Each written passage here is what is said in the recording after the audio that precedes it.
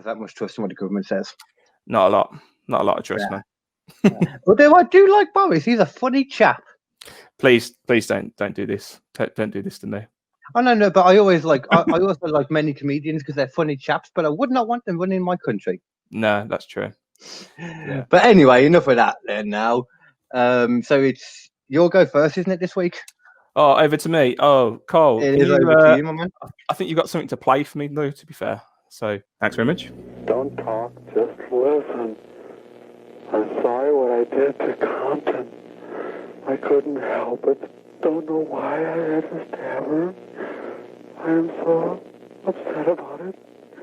I keep getting drunk every night. I can't believe it. It's just like a big dream.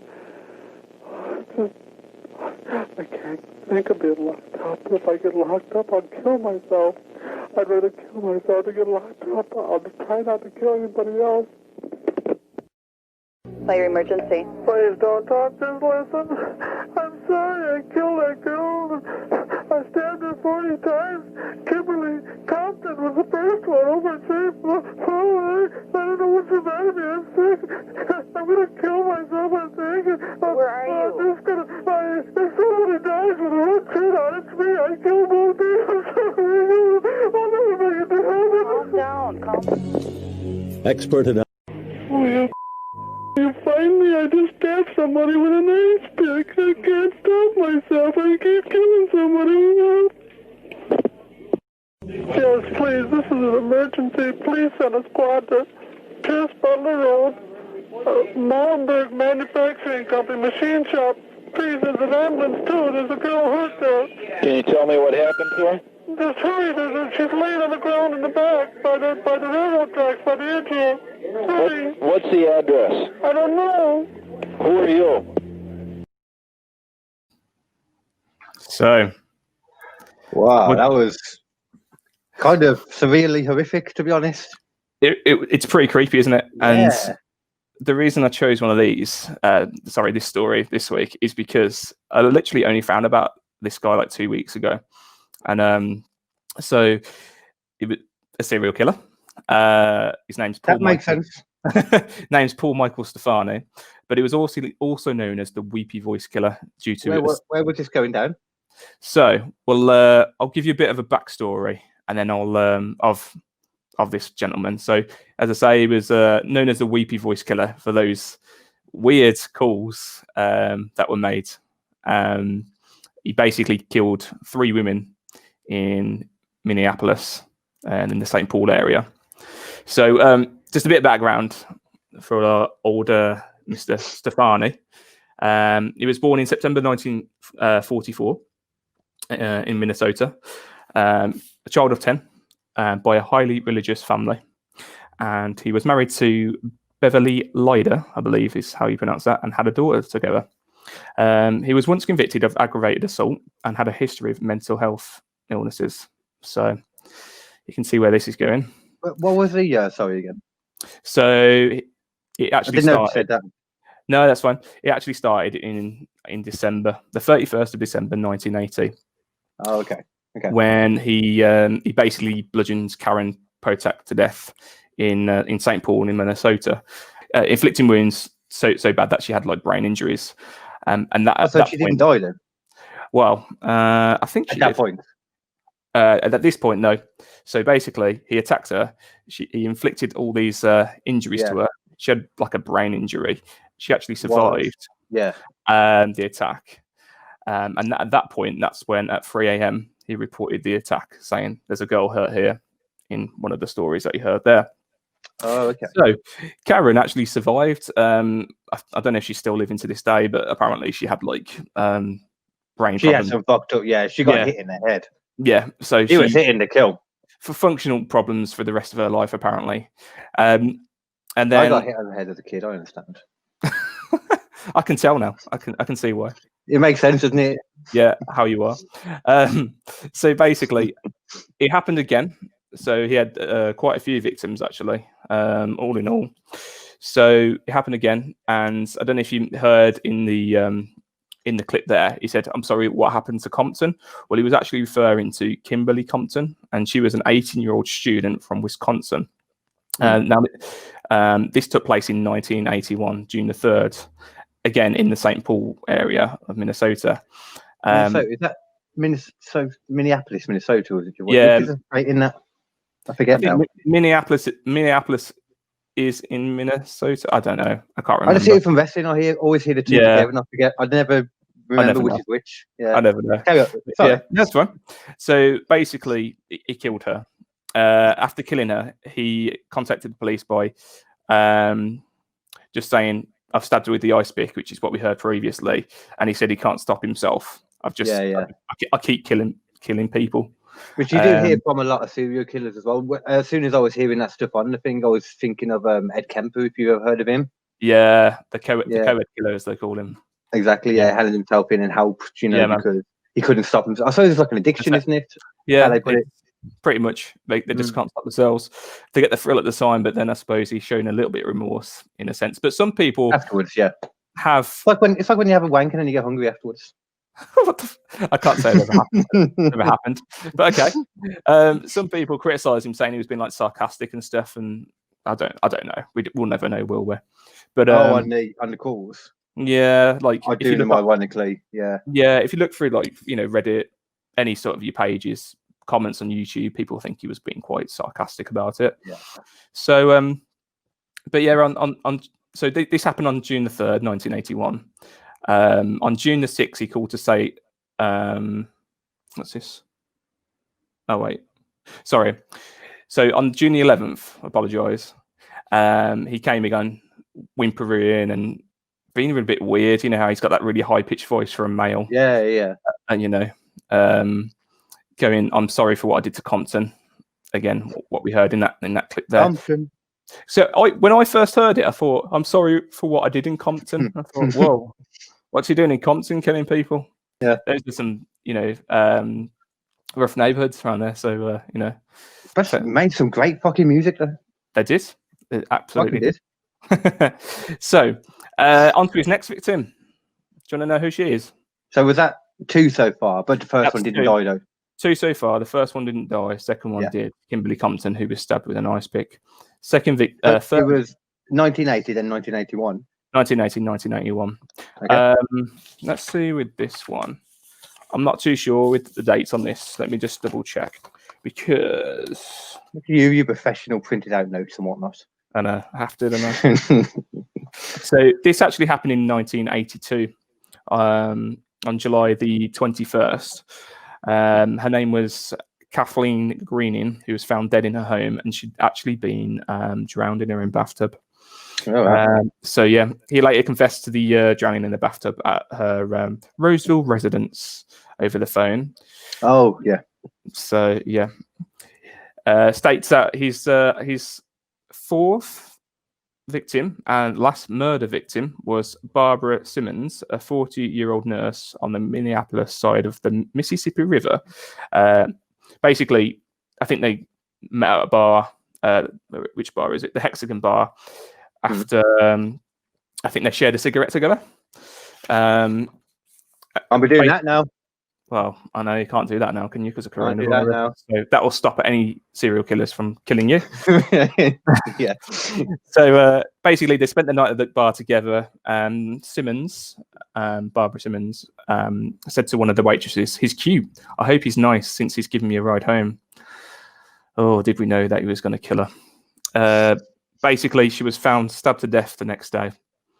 There were no calls after Greening's death. So Greening was Kathleen Greening, the previous one in the bathtub. Oh, okay, yeah. And then basically he did eventually come clean with that his murder of Simmons, saying that first one we heard, "Please don't talk, just listen. I'm sorry I killed that girl. I stabbed her 40 times. Kimberly Compton was the first one in St. Paul." So, yeah. 40 times, fucking hell. Yeah, 40 times. 40 times. So it's a bit hard to do that and then be so remorseful afterwards. Yeah, it's really weird. Like I don't get like he's had like Arawis. So let's go over it again. So his first victim, Karen Potok, she survived, had the brain injury. Whack my light on 1 second. No worries. Carry on. That's cool. So we've got Karen Potok. She survived, had a brain injury. He murdered Kimberly Compton. That's the one he stabbed with the ice pick. Murders Kathleen Greening. He drowned her in her own bathtub. And then the last one, Barbara Simmons, he stabbed her over 100 times. Now, this is where Paul Michael Stephani gets captured. So we'll go on to how he gets captured. So he picked up a 19-year-old sex worker named Denise Williams. 90? 19. Oh, fuck, yeah. That makes more sense. She would have been an old sex worker if she was prostitute. Let's say prostitute. We can say prostitute, can't we? All really experienced. Yeah, I mean, she would have fair play to her if she's 19. Imagine what you can do when you take those teeth out. So he met her in August 21st, to be precise, 1982, again in Minneapolis. She sensed something was wrong with Stephani when he began driving through a dark suburban area rather than returning her back to the city where he originally picked her up. They eventually went down a dead-end road.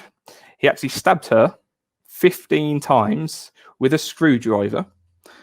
During the attack, Denise Williams was able to hit Stephani on the head with a glass bottle. I think the glass bottle was in like an empty bottle in his car. Yeah. Smashed him over the head, causing cuts to his head and face. So fair play to Denise Williams. Yeah. You know. So and that was after being stabbed like 15 times, you said? Yeah, 15 times. Somewhere in there, yeah. Yeah, 15 times. I suppose, I think it happened after, from how it reads. 15 times, smashed him over the head with a bottle. She survives from all accounts. Oh, okay. With a screwdriver as well. The worst thing ever with a screwdriver. I mean, they're quite sharp, but they're not that sharp, are they? So no, but you just have to force that through, I imagine. Yeah, really had to. So her screams out loud, help me, began to draw the attention of a man who lived nearby. And once he saw Stephani trying to stab Williams again, so not only did he stab her 15 times, he tried to stab her again.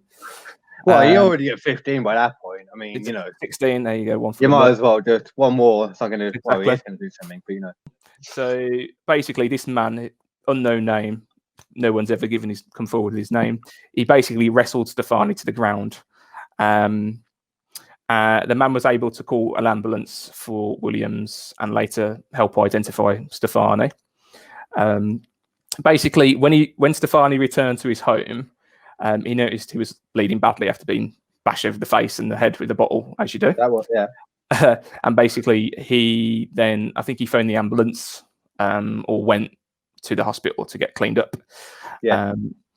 And then, so when he must have been on the phone to say either come and get me or I'm coming in, because the dispatcher noticed his voice was very similar to the calls that they've been receiving, as they call him the Weepy Voiced Killer. Yeah. So this actually linked him to the attack even further. So of course they did a bit more investigation with his voice, and then they've got the guy. Yeah, like voice analytics and all that kind of stuff. Yeah, so they arrest him. Yeah. So they initially got on wind that it was him. Then was it more so from the guy? I suppose it'd be the woman as well, wouldn't it? Be the both of them identifying him. I mean, if you're on a call and you're saying I've killed somebody, and then later down the line you phone your services up and say, "Oh, I've got cuts to my face," they're going to connect the dots, and I guess that's what they did. Oh yeah. So, that's what I'm saying. Yeah. So the two on their own may not have worked, but the two together, 100%. Yeah. There we go. We've got our killer. They're pinpointing on him.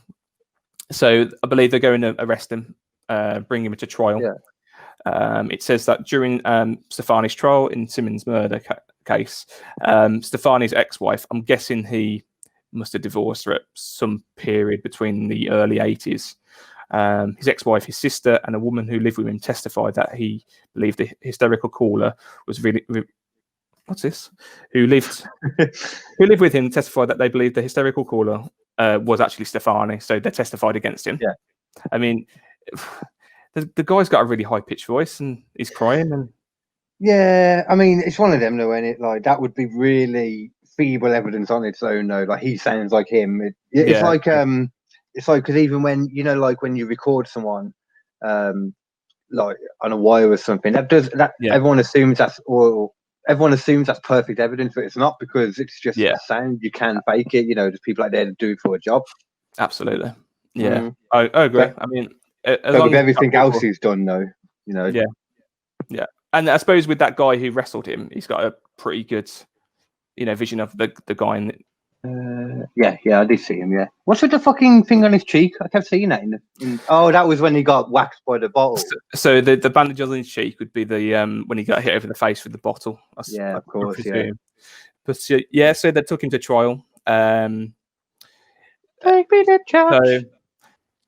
So he was actually convicted of the murder of Simmons and the attempted murder of Williams, and is sentenced to 40 years in jail. Do you want to know the really annoying thing, though? He actually died of cancer in 1998. Oh, damn it. I know. What's that annoying? He didn't get to spend enough time in jail, Carl. Oh, I don't believe that anyway. So, yeah. So, I hear what you're saying. So when was he actually got put down? Sorry. When was he got arrested? Put down. I think it was pretty much the same year. Let's have a look. Let me just go back. 90 something. Let's have a look. I think it would have been 1982. Oh, okay. And then he was there for like 10 years. Let's have a look. Apprehended. 1982 is apprehended. So brought in, went to trial. Oh. So he had a good few years in prison, Yeah. But not enough for those. He proper shot himself in the foot, though, in a sense, because I mean, there's so many things there that like is weird for a serial killer, like the way he killed him differently each times, like the bathtub, and there's usually like a pattern with it. So that alone probably wouldn't have even made them put them together. No, because unless he'd have called them. There's no pattern. The only pattern there is, as you say, with the phone calls. Yeah. But he did actually confess to all of the murders in 1997. So he was actually diagnosed with skin cancer and given less than a year to live. So I suppose he died like a year later. He decided to confess. Well, yeah, exactly. He decided to confess to the murders of Kim Compton, Barbara Simmons, and Kathy Greening. He's not been the suspect in Greening's death, apparently, as he'd not even made a phone call to the police as he had done in the other cases. Which one was that? That would have been the Greening death. So the Greening death, the one you said that he didn't call after, wasn't it? That was the some bathtub one. Oh, was that the bathtub one? Oh, yeah. Okay. So Kathy Greening, he confessed to as well. Yeah. So that made more sense because that's the one that's most different than the others anyway. So I could buy that not being him. Yeah, definitely. Yeah. Yeah. So he can.